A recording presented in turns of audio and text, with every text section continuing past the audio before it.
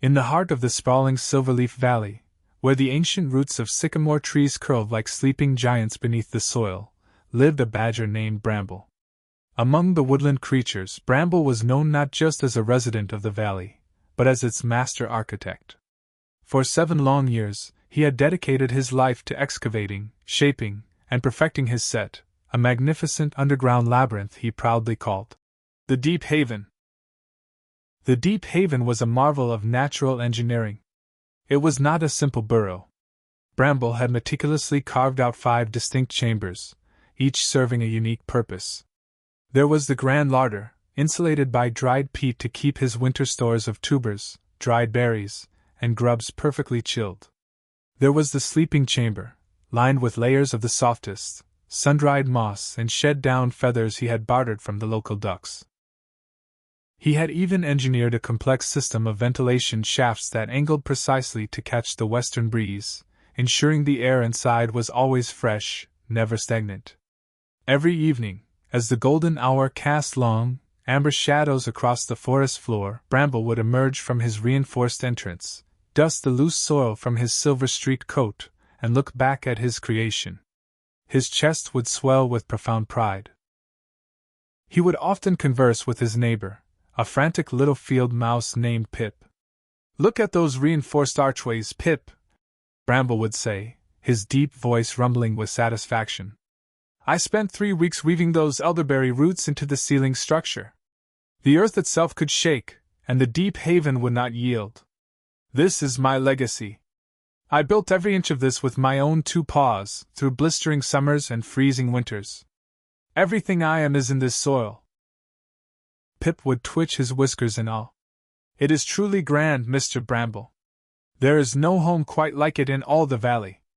And Bramble believed it. His identity, his sense of security, and his entire life's purpose were woven inextricably into the dirt walls of his home.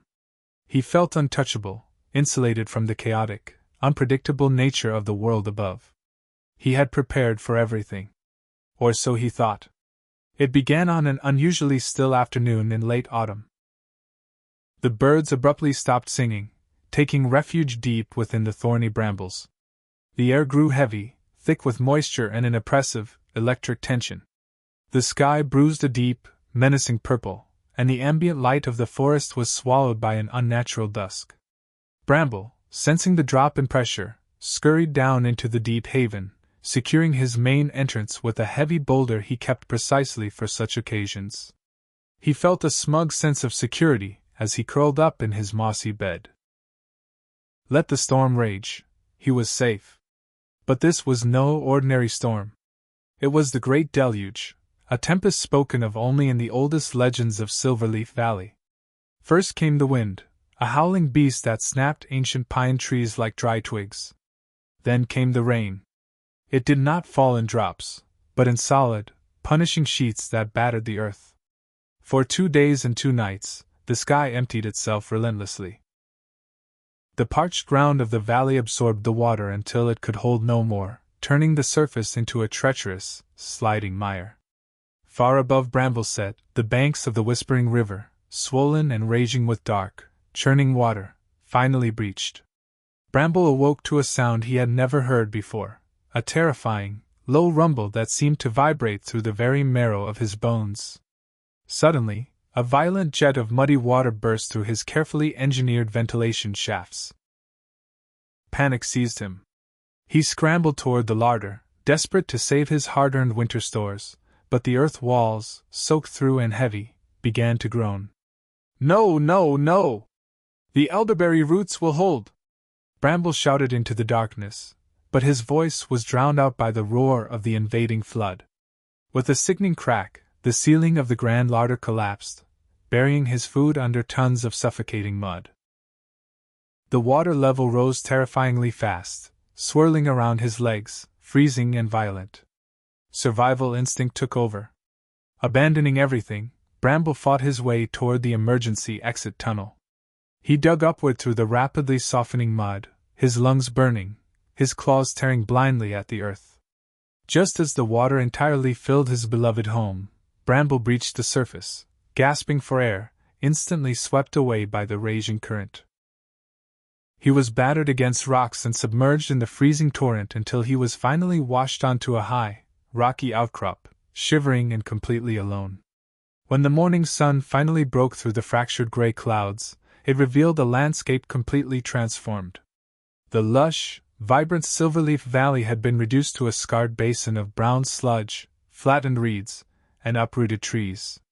Bramble, bruised and exhausted, dragged his heavy body down from the rocky outcrop. His coat, once meticulously groomed, was matted with thick, foul-smelling mud. He limped slowly toward the place he had called home. He recognized the landscape only by the split trunk of an ancient oak tree nearby. Where the deep haven once stood, there was nothing but a massive, sunken crater filled with murky water and debris. Bramble dropped to his knees at the edge of the crater.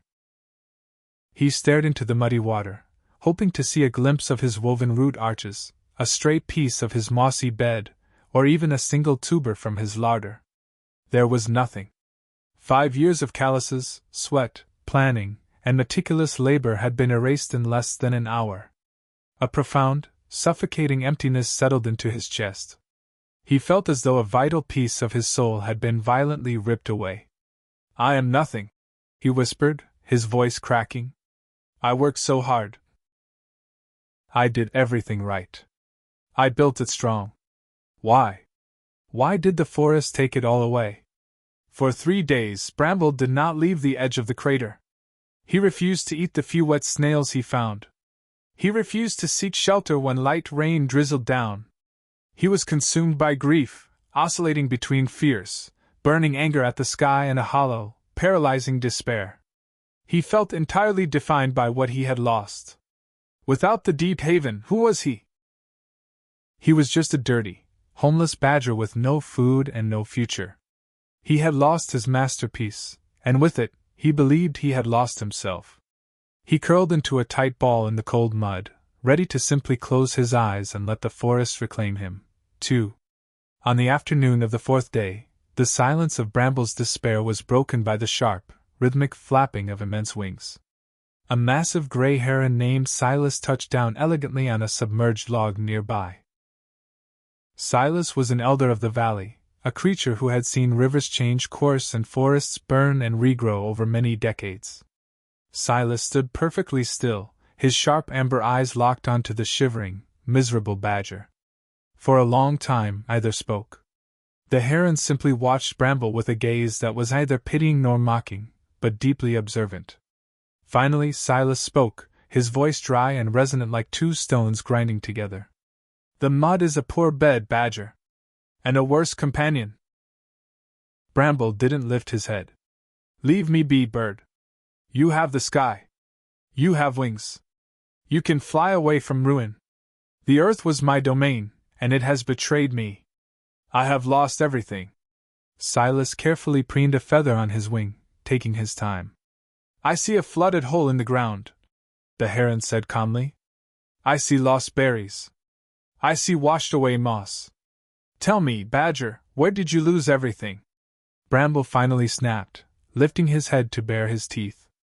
"Are you blind? My home is gone. My stores are gone. My life's work is buried under 20 feet of sludge. I am ruined." Silas stepped off the log, his long legs moving gracefully through the shallow water until he stood over Bramble. He lowered his sharp beak until it was inches from the badger's face. "The storm is a harsh teacher, but it does not lie," Silas said gently but firmly. "It took your walls, yes. It took your food, yes. But look at your paws, Bramble. The storm did not take your claws. It did not take the strength in your shoulders. It did not wash away the knowledge in your mind of how to find the right soil, how to weave the roots, how to build." Bramble looked down at his paws, caked in dried mud. "You are mourning the shedding of a shell," Silas continued, spreading his massive wings. "You believe you were the set. But the set was merely a reflection of you. You lost your possessions, badger. But you did not lose your power. The architect is still alive. The question is, will the architect build again, or will he drown in the memory of his past?" With a powerful thrust of his wings, Silas took to the air, leaving Bramble alone with the echo of his words. That night, for the first time since the Great Deluge, Bramble could not sleep. The heron's words played over and over in his mind. The architect is still alive! He sat up and looked at his claws in the moonlight. He flexed his thick fingers. He felt the heavy muscles in his back and shoulders, muscles built by years of relentless digging, lifting, and shaping. He closed his eyes and vividly remembered the exact angle needed to dig a ventilation shaft so it wouldn't collapse. He remembered the smell of the dry clay that lay beneath the topsoil. The storm had stolen the physical manifestation of his work, but it could not steal his mastery. His skills were not in the dirt, they were in his mind and his body. He was not a badger who had a great home. He was a badger capable of making a great home. As dawn broke, casting a pale pink light over the ruined valley, Bramble stood up. He shook the dried mud from his coat. His stomach growled fiercely, a reminder of the present reality, but for the first time in days, his mind was clear. He turned his back on the flooded crater. He would not rebuild in the lowlands. The valley floor was vulnerable, a lesson he had learned the hard way. Instead, he looked toward the high crags, a steep, rocky hillside dotted with sturdy, deep-rooted pine trees, far above the river's highest reach. The journey up the incline was brutal. He was weak from hunger and exhausted, but a new, quiet fire burned in his chest. When he reached a suitable overhang protected by an ancient granite slab, he stopped. The earth here was packed hard, dense with rocks and tough roots. It would be infinitely harder to dig here than in the soft loam of the valley. Bramble took a deep breath. He raised his right paw, engaged his heavy claws, and struck the earth. The dirt was stubborn, resisting his efforts, but he struck again. And again. By midday, his paws were bleeding, and his back ached terribly. But as a small, shallow depression began to form beneath the granite slab, a profound sense of peace washed over him. He was no longer a victim of the storm. He was, once again, the master architect. Months bled into years. The Silverleaf Valley slowly healed. Green shoots pushed through the dried sludge, and the river returned to a gentle, bubbling stream. High up on the crags, largely hidden from the valley below, existed a new set. It was not called the Deep Haven. It was entirely different from Bramble's first masterpiece. It wasn't nearly as expansive, and it didn't boast 5 cavernous rooms. Instead, it was a fortress of ingenuity. Bramble had worked with the mountain, not just inside it. He had utilized the natural granite fissures as unbreakable walls.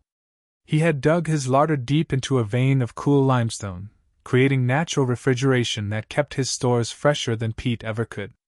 His sleeping chamber was tucked behind a heavy root system of a grandfather pine, virtually impenetrable to both predators and weather. It was a harder life up on the crags, but it was a life built on a foundation of unyielding resilience. One crisp autumn afternoon, Bramble sat outside his new entrance, chewing on a sweet chestnut. His coat was graying at the edges now, but his eyes were bright, and his posture was commanding. Down below, he saw the old flooded crater, now overgrown with wildflowers and tall grass. He felt no sadness looking at it. Instead, he felt a deep, quiet gratitude. The Great Deluge had been the most terrifying event of his life. It had stripped him bare, taking away every comfort, every piece of security, and every physical thing he had tied his identity to. But in taking everything, the storm had given him the greatest gift of all, the realization of his own indomitable nature. He knew now that true security did not come from the walls you built around yourself, no matter how strong they seemed. Walls could fall. Rivers could rise. Fortunes could be washed away in a single night. True security came from knowing that if you were left standing in the mud with absolutely nothing, you still retained the knowledge, the courage, and the strength to start all over again. Bramble cracked another chestnut, looking out over the sprawling valley as the sun began to set. He had lost what he had, but he had finally discovered exactly who he was. And that, he knew, was something no storm could ever wash away.